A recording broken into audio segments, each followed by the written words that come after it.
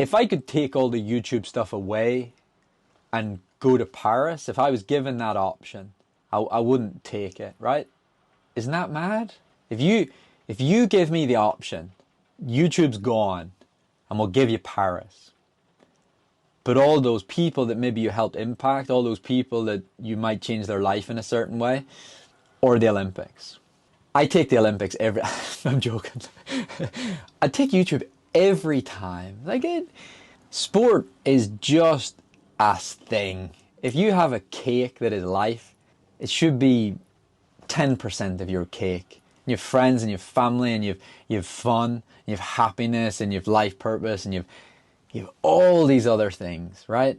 And we make that running bit of our cake like 95% of it. And if that's in a good place, we allow ourselves that other 5% space to, be in a good place. And a lot of times in life, people are crushing it at work, but their run doesn't go well, and then they're all like moody about it. And it's like, come on. You can still be happy about the work stuff and just figure out the running bit. It does take a lot, but don't give it so much of yourself.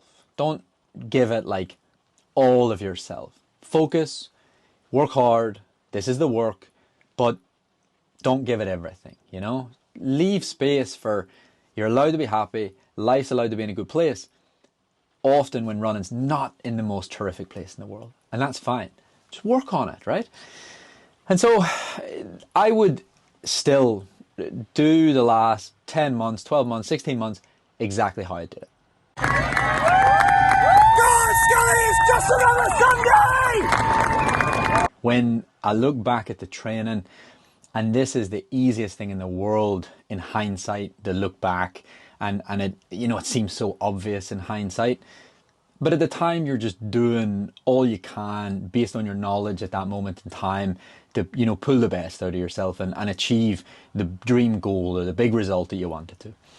And so I thought, before I move on to, what happens next, London, the Olympic journey being such a big part of this channel, remember that I was in Hawaii, 16 months ago when I started doing the sort of YouTube-y type stuff, and that whole journey was to, try to make the Olympics, and it ended there at London. So I think to move on without going back over maybe parts of that, all of that, you could say, not just the build up to London, but, everything and in between. I thought it made sense to just do a little run by of all that good stuff before we move on to what the next pursuit is, or where the channel goes, or this kind of thing. And I sort of thought a great place to start was a thank you to everybody that watches and comments. And I don't reply to comments, not normally, usually because I don't want to reply. Sometimes when I like a comment, I think, oh shit, like someone else that I haven't liked is going to think, why didn't I like that comment? And it has nothing to do with like me not liking comments, or I read them though, and that is quite special to be. Probably just, if you haven't, go look at some of the comments under that most recent video, and I think a thank you there. And I think it took me 4 months on the channel, 3-4 months, to stop trying to be a YouTuber and just be myself. I remember it so distinctly. I was doing a session in Flagstaff, and I finished the session, and I always had these like YouTube cues, like I was always thinking, is this like a good intro? Is this a good outro? And my like die-hard runner YouTube thing is like, how to improve your cadence in 5 days, or 3 simple steps to be quicker at 5K. And I'm kind of taking the piss, but I remember doing that session, finishing, and kind of doing a bit of a outro, you could say, or we'll leave this video behind, we'll park it. I care a lot. This journey of like documenting and sharing is more for 15 to 20 years of my life.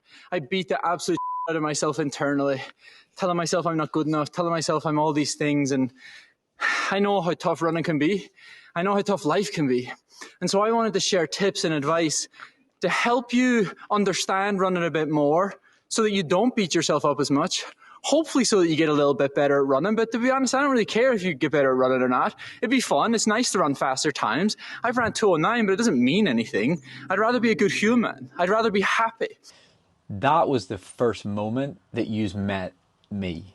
And I don't know why, but there's just a part of me that, yeah, cares enough to remind people that you can also be like nice to yourself. And I've been in, I've been in really pretty dark places sometimes, and we say dark because it isn't an enjoyable moment in your life, and you can call it tough and all these things. And I think the world right now is a bit of a mess. I think we're unsure of ourselves. Social media is throwing out these false ideas of what's good, what's bad, what's a good life, what's not a good life, how should you look, how should you act. And that's just social media. And then there's the financial crisis, you could probably say, of cost of living going up and jobs maybe not being available or not paying maybe as much as they should. And I think as humans, we're a little unsure of ourselves right now, a little shaken.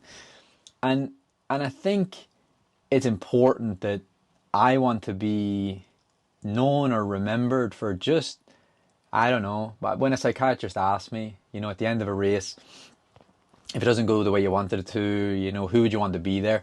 And I said when Nala the dog was in my life, and I said Nala, and because she'd just not care that I didn't run a certain time or that I didn't achieve a certain goal, she'd just be so happy to see me. And I hope one day this channel, I get to a place that anytime you're doubting yourself, you think, what would Scully say, And I can be so reasonable with other athletes and other people, but not always with myself. But you just have to be kinder to yourself sometimes. A level of kindness that just helps you get through the day, the week, the month, and just probably reassure yourself that you're actually doing, probably pretty good. And also understand that you're in a position that if you're not, being the person you want to be, making the choices you'd like to, acting around family, friends the way you'd like to, you can change like that. And then you can start moving in the direction of how you'd like to be. I really wish yous could have met me when I was, younger, and I was such a mess. I was angry, and I always got in trouble, and I wasn't really nice to people. I wasn't nice to myself. And it blows my mind that I've sort of become this version of myself right now. And so this channel's been about so much more, I hope, than an Olympics or qualifying for an Olympics or going to an Olympics. Look, guys, I had an awful experience at the Olympics the last time. It's really tough. It's sport can be cruel. I think I did 4 or 5 runs, 27 mile around this hilly loop at 7,000 feet altitude, 30 degrees heat. And then on the day at the Olympics, I couldn't finish, And it's like, did I deserve that, So you have to be open-minded about sport. And I kind of think you have to really understand why you do it. And that means that what I've taken away from London isn't to be so looking at the day itself as was it worth it? Did I have fun? Is this whole journey? Is it really worth it? And you have to look at it as, for 16 months, I got to wake up every day with clarity. I knew who I was. I knew what I was trying to achieve. I knew what I wanted, and it gave me this purpose. So it's not, was the day of London worth it? Was all this work worth it just for that one day? It was, if you decided not to do this anymore, you'd be giving up a lot more than waking up one day of the year to go run a marathon. You're losing the entire build-up, that sense of purpose, the confidence you get from running, the being able to eat a bit more, feel good about yourself, and you'd be losing a lot, right? I hope the channel has been more of me just being myself and less of please like and subscribe. I know you're watching this video and you're not subscribed. What's mental is in 15 months, 16 months, this channel has grown so much, and I forget every single time to say like and subscribe. And I'm just actually interested in talking to people, and not in real life though all the time. I'm not as social probably as people sort of think, and so I'm probably a lot better at this than I am in real life. But I remember opening up in all the running school stuff that I did. I did the sort of like intro to the running school, you know, and I talked a bit about my own struggles, and I said that in life one day, if I see you, that you don't need to say anything, you just, you know, you give me that like head nod, and I just know that somehow I made an impact upon you, and it helped your life in a certain way. And if it's running quicker, that's amazing, right? But if it's just handling life a bit better, running a bit better, yourself, your psychology, that's really cool too. But yeah, so that was my really long thank you, which means this video is going to be long, but you know, that's okay for a change, because it's really moving on from, hey, I'm going to try and make the Olympics, to like, thank everybody for getting me to here on the YouTube stuff, and then what it's all about, what it means to me, you know, what maybe it means moving forward. The London build-up, here's a couple of facts. You're going to try to run really quick, right? I've never ran 208 before, but truthfully, I wasn't trying to run 208. I didn't think I had the tools and resources that I needed to run 208, and the reason I say that is because I didn't have Fontremo, I didn't have Bashir Abdi, I didn't have Gary Locke, I didn't have Andrew Butchart. Fontremo was under heavy snow. If you look at the marathon build-up that it did, it's all on Strava. The training, I did the best training that I thought I could do by myself, right? I didn't train that way because I thought that way of training produces a brilliant marathon. But I thought to myself, when you're training by yourself, the number one thing that you can control is the intensity. So if you're doing an intensity-based training schedule, threshold controlled, heart rate controlled, then it's bloody wonderful that you're by yourself. But this is the work, you know? The whole thing is that if you don't do the work, you don't get the result. So when I look back at the build-up, the biggest thing that I'm going to take away from it is that in the last 4 weeks, I overdid it. So, okay, let me go back a bit further. I did Dublin, I took 3 days off, and then I rushed back into training to try to go to Valencia. That didn't help recovery. And then I took, I think, 5 days off. It was supposed to take 2 weeks. Gary said take 2 weeks. I think it took 5 days. And I was out testing new prototypes that had arrived, and I was all excited about it. And I did like, I think I did 10 times 1200 meters testing shoes. I wanted to see how much quicker the new prototype was perhaps than what I wore in Dublin and this sort of thing. Come on. You don't do that as your first run after taking the time off, and you're supposed to take 2 weeks. I made mistakes, right? And you're going to say, oh, you're a professional, why are you making mistakes? Running's this, right?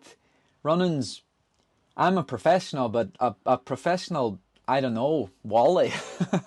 A professional Wally that, yeah, often messes things up. And I have ADHD, I'm sure a lot of you know that. What you don't know, you see the professional. You see what I show you on YouTube.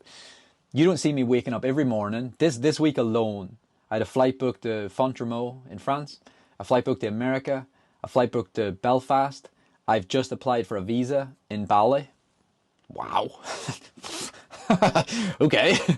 I've just applied for a visa in Bali. After Lisbon, I applied for a visa for Kenya because I was going to go join Sundry Moen in Kenya. You see the straightforward Stephen sometimes. Life's difficult when you have ADHD, I promise you. Every morning of my life, every morning, not one day a week. Go watch the Tyson Fury documentary and you'll get it, right? And And every morning I wake up, the laptop gets opened, and I say, don't book anything today. You don't need to go anywhere. You have everything that you need right here, and it's brilliant. And then I go, but I could go home and do this. Or I should go up to Font because, Jack's up in Font. I should go to America and, support Katie out in America. I justify these things because that's what ADHD is. It's you get excited about something and then you love the process of how could flights work? Could I get a business class upgrade? And then it's like a rush, right? That's dopamine. But that then impacts the training. And I literally text my mom and was like, I was going to stay in Portugal for a bit longer. And I left Portugal because I didn't trust that if I didn't leave Portugal that I would run London. 5 days before the race. That's often ADHD. So I run Lisbon. Lisbon doesn't go the way I wanted to. And I try to lose weight. I start sleeping in the altitude tent. I change the final 4 weeks of training. I tell the boys, you'll not see me tomorrow because I've just got back at midnight on the Monday night. And then the Tuesday morning session. Who's at the Tuesday morning session? Me. I tell them I'm definitely not going to go do a double session today because I'm knackered from the race.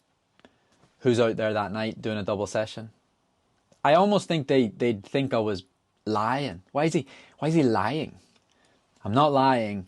My brain just convinces me that I need to go do it. So I made mistakes, and there's a movie called Get Him to the Greek, Russell Brand, and I almost envision that's me.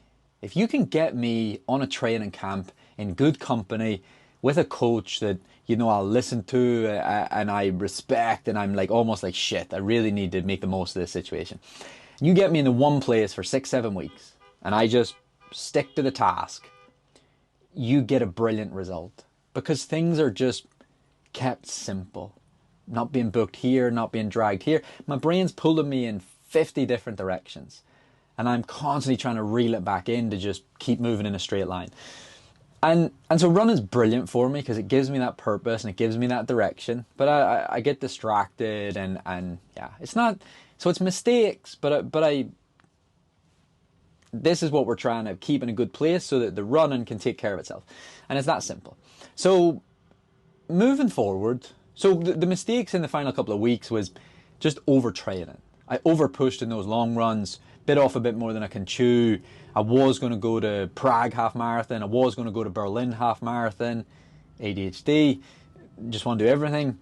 And then I moved long runs forward to be more recovered from those or for those. And that's when I went through the really rough patch. If you remember, I did the video where I was feeling so overwhelmed that week because I wear that Moxie sensor and it was telling me that I'm in a bad way doing 2Ks very slow. So I guarantee you, had I raced London 3 weeks ago, I love running because this is so irrelevant, but it's cool. If I raced London 3 weeks before the day that it actually happened, I run a lot faster. I feel a lot better. I'm not saying I qualify for the Olympics. No one knows. But I'd probably average 5 to 10 heartbeats higher and felt a lot better. And then because I come off this, the coaches that have helped me in the past, if I told them that I didn't do well at Lisbon, they would predict what happens next. We're human. You self-sabotage. You try to fix 1,000 things. You didn't have to fix anything. You just... Lisbon was hot. That's it. Nothing was wrong. You didn't have to fix anything. You just had to, just keep going, right? And so, yeah, I made mistakes. I probably made a little bit of a mess of things, and that's a shame. So the good thing about running is there's no excuses. And if your last 5 races, you've done the exact same thing in the final 3 weeks and you've kind of self-sabotaged and made a mess of it, well, either you decide that I'm just going to have to accept that that's what I do, and so we're just going to deal with it. Or you decide, I'm not doing that anymore because I know I'm going to make a mess of it and it's not worth it, right? Or you maybe look for help. and someone, a person, a group, a situation where other people can be there for you and be like, hey, you didn't do great. I know you want to better at Lisbon. Now is really important that you get recovered for a couple of days psychologically and physically. And then we figure out where it goes from here. You don't go into autopilot in this emotional state with no coach, no group, and just wing it. That's when they say, you know, someone has hijacked the bus, and we talk like, me and the psychologist talk about like, you know, 15 chimpanzees have hijacked your bus and they're driving the bus and they're racing around town, messing around. That's, you're not driving it nice and logical and smart. Yeah, so mistakes were made. I take full responsibility for these things because what you'll learn on the channel is it's predictable. It's not the first bloody time. It's happened before. Bloody hope it doesn't happen again, but this is life, right? We're not perfect. We're all trying to work through our little things, and then, yeah, some days it goes really well, but I think I do a good job of taking responsibility. You know, I learned that about life, that you don't always fix things. You know, you want to be a calmer person. You don't want to overreact. You don't want to be angry with people. Very difficult to do. One thing that's very easy to do is recognize when you've behaved that way and not be stubborn and maybe say sorry. So what I mean by that is you have to learn to recognize maybe the things that are holding you back and then put something in place to help it, right? And sometimes that's get someone else to, you know, help you, or maybe it's even just set an alarm on your phone that literally every 2 hours goes, I hope you're not up in the final month. Please have a look back at the last 4 days and tell me you haven't up. Seriously, if you need to, do it. There's no rules. But that London, very, very frustrating that I wasn't able to race. I raced as hard as I could on the day. But I recovered quicker from it because I didn't pull the most out of my body, because I was either too tired to pull the most out of my body, or I wasn't fit enough in the specific areas to pull the most out of my body. Talked about the muscle soreness, the cramps and all that sort of stuff. You know, didn't help. Definitely didn't help. But look, as a journey, I think we all had fun, right? I loved it. I'm not going to sit here and say the last 16 months hasn't been absolutely epic. It's been pretty cool. This whole YouTube thing, it's been pretty cool. I have a light here, a light here, a light there, a 100k thing over there, a camera, fancy pants thing. I've learned a lot. I've enjoyed it. This is fun, right? And I hope moving forward, you know, we can do more of this. I want to achieve some really simple things moving forward. You know, achievements that I used to be able to do when I was younger that I just haven't done in a while. It's like I'm trying to skip the basics. Remember last year I went to Morton Games and, you know, raced a 5k on the track. And then guess what? X months later, you go and run your best marathon in 2 years. And then you get stuck straight back into marathon training and you just forget some of the real basics. They just go back to work on maybe some of the 5k stuff, you know. Talked a bit about the yoga stuff, opening the body up again, rebuilding some of the strength stuff, get a bit of the speed back. You can just really go back to some basics, and that I think is really important. It doesn't matter if it starts with winning a park run. If I get beat, I think I'll be so sad. Not that there's not good people racing park run, but it'll be just my luck when I say I'm going to go win a park run. I don't know, someone breaks the bloody old park run world record. But just achieve some, you know, really cool, you know, lower level goals that aren't, boom, let's go, you know, try to make an Olympics. The why has to change from being so performance focused to just, I love running. I actually really enjoy the lifestyle. You know, I don't mind not the late nights, the, you know, eating a bit healthier. I love all that. It's so good for your just health and well-being and everything. I've done the whole retirement before and then realized that, wow, a lot of this stuff that I was kind of doing, you know, for running, it was really good for me too, right? And so I'm not going down that route. I'm hoping by achieving some things, get myself back into training, maybe seeking some help from a, training perspective, maybe get a little coach, maybe get a little bit of group that I could maybe train with, join in some stuff and have help. And then I'll probably start speaking to a psychologist a bit more often about sport and that, why you're doing it, to keep on top of that, to keep reminding yourself what that why is. This is what I do. This is my art. This is my craft. And so I'm going to do it in the best of my ability because I want to see what it produces. And whatever it produces, that's it, right? Not, here we go, we're going to go chase, the Irish record for this, or we're going to, like I said, for now, it's repairing, getting the recovery period done. I've just taken, 6 days off. 6 days off. Tomorrow will be day 7. I'm very tempted to take another full week. First time I'll have ever done that, except for like when I'm retiring. Find a bit of purpose in what you're doing and help people. That's so important. It's one of the nicest things that I get to think about at the end of the day, that you're kind of making an impact upon people and helping some people. And when I first started the podcast, the advice was kind of like, even if only 10 people listen, but it really impacts 1 or 2 of those people, then it was worth it, right? But you don't have to start a YouTube channel or a podcast or any of this stuff. You can just, I think just complimenting people sometimes, that's allowed. And then if you receive a compliment, actually appreciate it and enjoy it. Don't reject it like we seem to do. And yeah, I'll probably keep doing what you're doing, a lot of it, and have a think about that. Things you'd like to achieve, why you do it. Remember, it's the whole journey, not just the finish line. And really, have a think about the kind of person you'd like to be in life. And then are you, heading in that direction? Are you on course? All these decisions you're making. And remember, we can't change everything about ourselves, but you can definitely recognize if you're behaving in a way that you don't want to, and then maybe just be the first to be like, hey, sorry, I understand I said that earlier, I behaved in that way earlier, and I shouldn't, and I don't want to be like that, but here's me recognizing it. And also, all you can do is do your best, That's all we were kind of hoping for in life, probably.